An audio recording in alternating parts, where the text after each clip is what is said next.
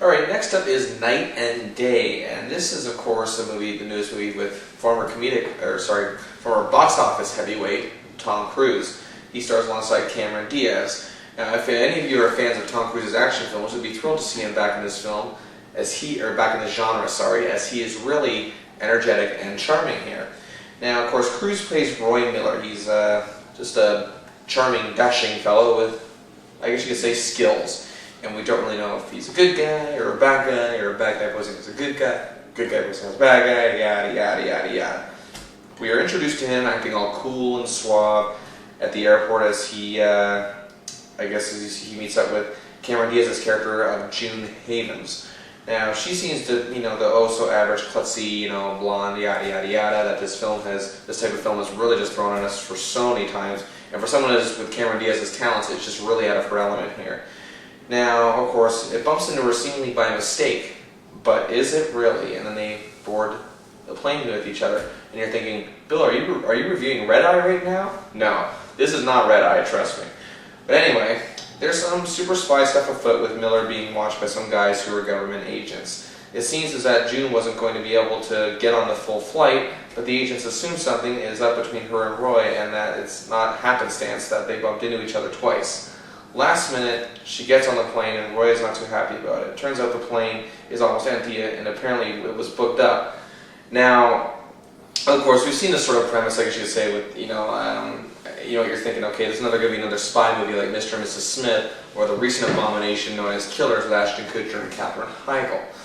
But yet, the thing is that it doesn't quite follow that formula. It actually has a bit of a more, a sophisticated lead character than it would in Killers. Now, Mr. and Mrs. Smith was a tremendous film, but it's a different premise, but same kind of idea of a quirky mismatched couple, getting together, or pair, I shouldn't say couple, but pair, getting together for an adventure. You can think back to the Harrison Ford film 6 Days and 7 Nights, which he did with Anne Heche back in the late 90s, which was in itself a fun film too.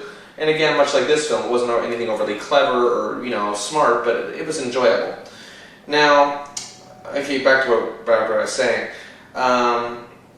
In light of all this, premise, they extremely, they find it extremely odd that she would be able to book a ticket on that flight in the first place. So of course, they feel that she's involved. Anyway, some light conversation develops, and she heads off to the bathroom. And while she's gone, mayhem erupts, and we're off and running.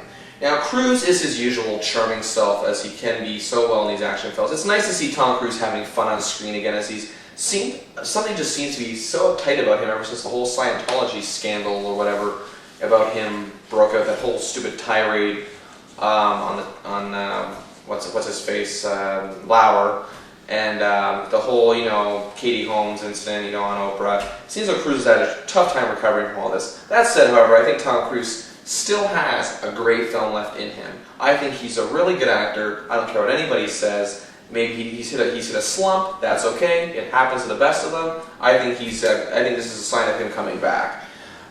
This isn't exactly the movie that's going to bring him back. It's not doing extremely well in the box office, but it didn't outright bomb.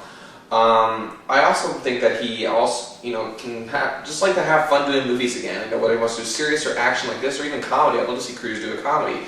He's got the Hardy Men, the kickoff with the Detective Hardy Boys, coming up with Ben Stiller in about a year or two. And I'm looking forward to that. I'm looking forward to what Cruise has around the corner. Cameron Diaz is really, really out of her element here. She just does not fit in this film. It seems like it's just a very thankless role, and it just someone they could throw Megan Fox in or whatever. But mind you, that's horrible mismatch considering her age. But then again, she likes older guys. Either way, what I'm trying to say is Cameron Diaz is just much too smart for this kind of character. They should have written her better. But this is a good entertainer. It was good enough watching Tom Cruise just be his old action self again and have a lot of fun. If you're a fan of Tom Cruise's action films, you'll be a fan of this, mixing it in with a little bit of comedy. So I give Night and Day 3 stars out of 5.